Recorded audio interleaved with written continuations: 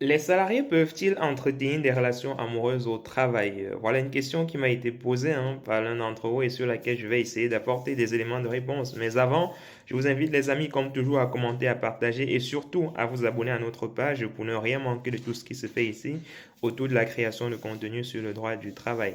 Alors, est-ce que les relations amoureuses sur le lieu de travail sont interdites? Il faut savoir qu'en droit du travail et surtout le code du travail n'interdit pas aux salariés d'entretenir des relations amoureuses au travail. Cela y va en fait de la liberté d'autrui et de la liberté voilà, d'avoir à choisir son partenaire voilà, ou pas. Donc, le code du travail ne l'exclut pas, encore moins la jurisprudence. Toutefois, il faut savoir faire la distinction entre ce qui relève de la sphère privée et ce qui relève de la sphère professionnelle.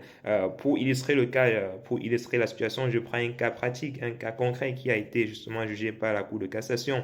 En fait, il s'agissait d'un salarié, d'un directeur d'un grand groupe qui était amoureux, qui entretenait des relations amoureuses avec une salariée de la boîte. Sauf que par la suite, la salariée ne se sentant plus à l'aise dans une telle relation a décidé d'y mettre un terme, ce que le supérieur hiérarchique, en l'occurrence le directeur, ne comprenait pas. Il insistait habituellement, il envoyait des messages à la salariée pour comprendre pourquoi elle voulait mettre fin à leur relation. Il en a une fois de plus ou une fois justement dans cette dynamique-là, utiliser une adresse mail, son adresse mail professionnelle pour envoyer un message à la salariée.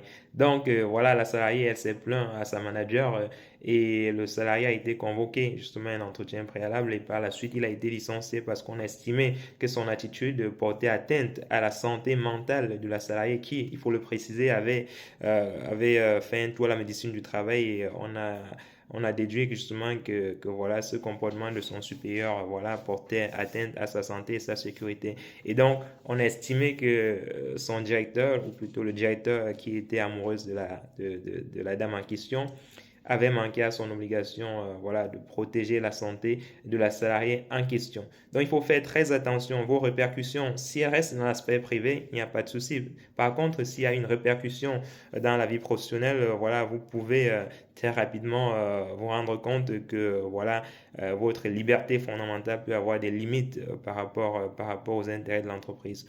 Voilà. Donc j'espère que c'est clair pour les amis. Donc c'est il est possible voilà, d'entretenir des relations amoureuses au travail, mais le mieux parfois c'est de le faire dans la discrétion et de respecter la sphère qu'il y a entre la vie publique, entre la vie professionnelle autant pour moi et votre vie privée. Si vous faites cette délimitation claire, il n'y a pas de souci. Par contre, si cette limite n'est pas respectée, vous risquez d'avoir des problèmes par la suite dans votre travail. J'espère que c'est clair pour vous. N'hésitez pas, comme toujours, à commenter, à partager et surtout à vous abonner à notre page pour ne rien manquer de tout ce qui se fait ici autour de la création de contenu sur le droit du travail français. On est ensemble les amis, portez-vous bien.